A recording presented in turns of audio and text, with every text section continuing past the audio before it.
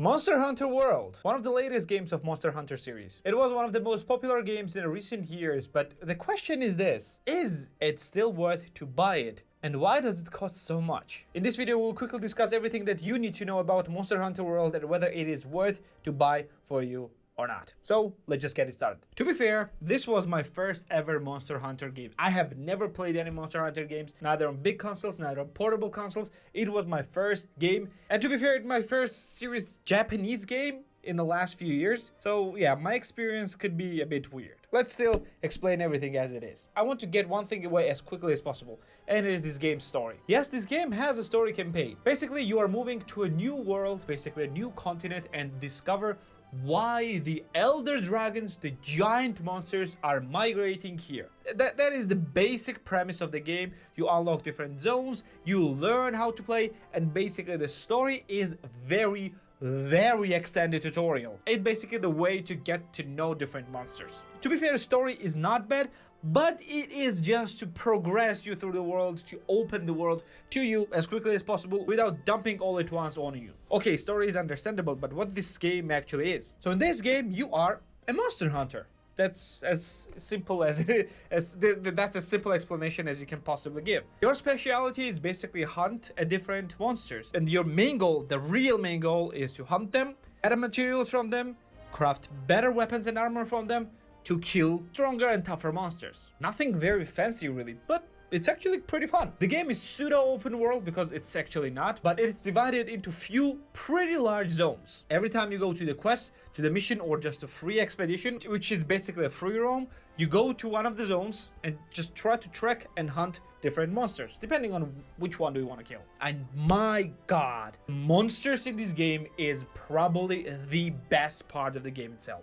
They are incredibly unique, and absolute majority has nothing to do with each other. Yes, there are some variation of the same monsters, which has basically an elemental variation. For example, one monster has a fire element, another has a water element, and maybe the same one will have an electric element, but overall variety of the monsters is simply insane. Someone has to sit down and think of those monsters, and it is just insane and incredible. Every monster has their own unique looks, unique tactics, meaning that they fight completely differently from each other, have a unique behavioral pattern. Basically, when you track them, you need to employ different strategies to even track these monsters, and they have completely different battle tactics. That means that basically you need to change your battle tactics to accommodate their own battle tactics, because they change quite a lot. Yes, after a while you will be able to predict those monster patterns, but it will take a while for you. Now, as I said before, you do kill or capture monsters in order to gain materials to craft a gear. And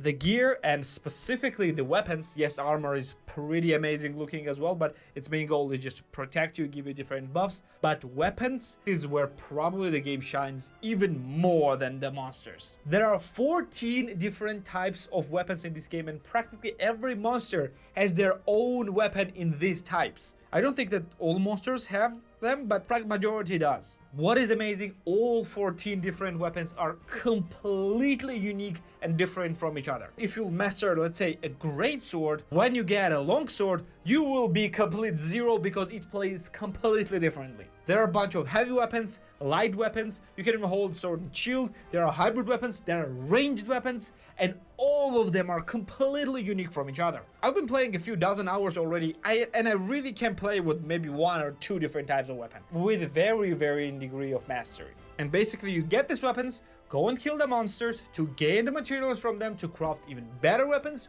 or different weapons. The game allows you to do crafting not just of weapons and armor, but of different potions, traps, and ammo types for the ranged weapons, different buffs, and most importantly, different food. My god, cooking in this game is insane. Trust me, when you will see the cooking animation and how food looks like in this game, you will be hungry. You will be hungry. You need to see that. However, not all is sunshine and rainbows. Yes, monsters are fun.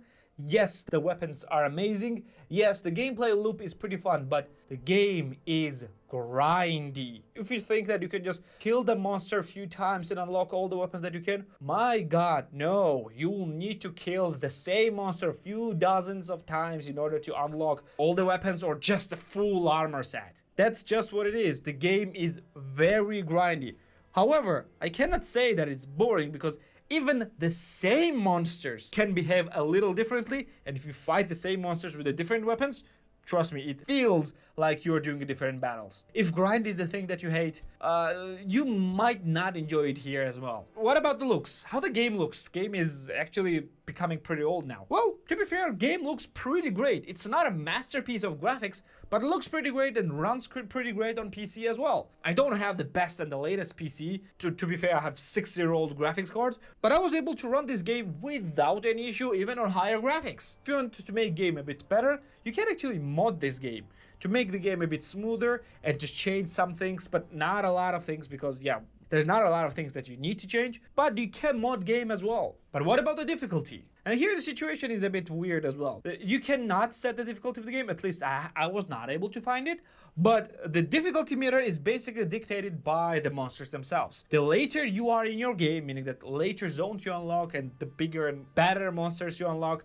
they will be more difficult to beat because on the earlier stages you basically need to button mash the monster until it will die. That's what it is. But at the later stages, when you go to the higher level zones, you need to employ different tactics because now the monsters will have elemental attacks. They are going to change their behavior. They're going to have a few stages of their attacks, and it might become a bit difficult for a lot of people.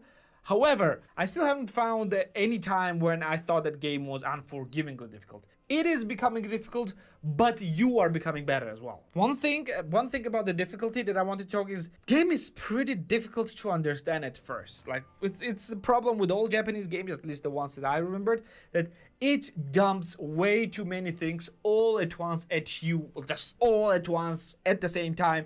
And you just don't understand what to do and how to actually use this. And to be fair, the menu system and different mechanics of the game, they're not difficult. They're really not difficult to do. But the way the game actually teaches you how to use them is it makes it a bit more confusing. However, even though the learning curve is pretty steep, it's not as difficult as you might thought when I first said that. Another thing that makes game very fun to play is its co-op.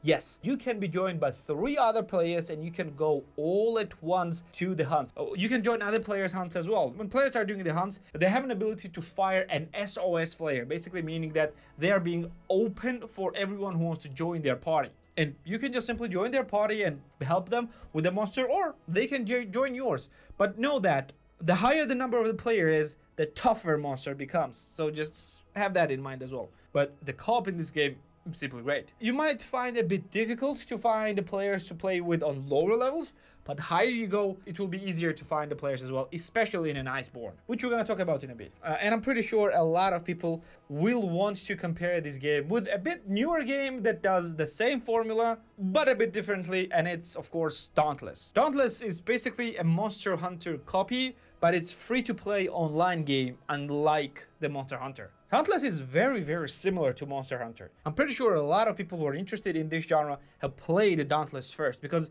it's more accessible than Monster Hunter. If you want a real comparison, Dauntless is much simpler version of the Monster Hunter. I myself actually played Dauntless first, and I've been playing it for quite long, and I can say the Dauntless is much simpler version of the Monster Hunter. Bosses in Dauntless are far simpler than in Monster Hunter, and they're far easier to defeat, and the weapon variety and the monster variety is much lower than it is in Monster Hunter. Monster Hunter is far bigger variety. It has far more variety both in monsters, in environments, in crafting, in weapons, not just number of weapons, but variety of weapons. And of course, it has more variety in armor as well, and a lot of different gear. Overall, if you want to give a real comparison between Dauntless and Monster Hunter, Dauntless is like much more smaller and simplified version of the Monster Hunter. And if you enjoy Dauntless and want something a bit more challenging, a bit more varied, and a bit bigger, then Monster Hunter will be an amazing switch for you. As always, in all of our videos, we discuss the pricing of the game, and we also take this in account whether it is worth it to buy now or not. And here the situation is a bit difficult. Monster Hunter has actually an expansion as well, which is called Iceborne, which expands game even more and adds much more end game. Other than that, there are no big expansions. And the base game of Monster Hunter costs $29.99 on both Tier 1 and Tier 2 countries. I'm talking about PC, of course. And Iceborne costs $39.99. You can also buy them in a bundle, which costs $59.99, which is a full-priced game. There are also sales going on from time to time, and you can find the game as little as $30. I mean, both of them, the base game and expansion. However, this is pretty expensive. And you know, I'm a very cheap gamer. I want to pay as little money as possible. But if someone is asking me for $30 on a sale, it better provide a lot of value. And to be fair, this game is actually providing a lot of value. And you can also find the third-party sellers for this game, and I'm pretty sure you can get this game for as little as $20. I think I got this game for $20. Just search for it, and I'm pretty sure you will be able to find it. And for $20, this game is absolutely worth it. For $30, this game is worth it as well. But for full price, for $60, I mean both base game and an Iceborne, for $60, this game is for the people who already know what they will get. If you played Dauntless for a while and you enjoyed it and you want something more, you are gonna love Monster Hunter, and for you, $60 is a great price. You are not gonna regret paying this price, because I'm pretty sure you're gonna spend hundreds upon hundreds of hours in this game. For everybody else, for every casual gamer like myself, even for $30, this game is absolutely worth it, and you should buy it, because this game, despite being pretty old now, has pretty healthy player base, and it's simply great. You can actually find a bunch of Discord servers who are doing regular hunts together, and a lot of people will help you to grind the monsters, and a lot of people help you to defeat the higher level monsters. And trust me, the high level monsters, you will need some help with those. Overall, I love this game. I enjoyed every moment of it, except maybe very beginning, because it was kind of tedious to get through first 2 or 3 hours, especially the very first tutorial level. It just sucked. I didn't like it at all. But I enjoyed it, and I recommend this game fully to every one of you. Well, this will be it for today. I hope you enjoyed this review, and I enjoyed playing this game a lot, and I'm pretty sure I'm going to continue this for a while as well. So thank you for being here with me. Like the video if you liked it, subscribe for more videos like this one, and I'm going to see you in the next one. Take care.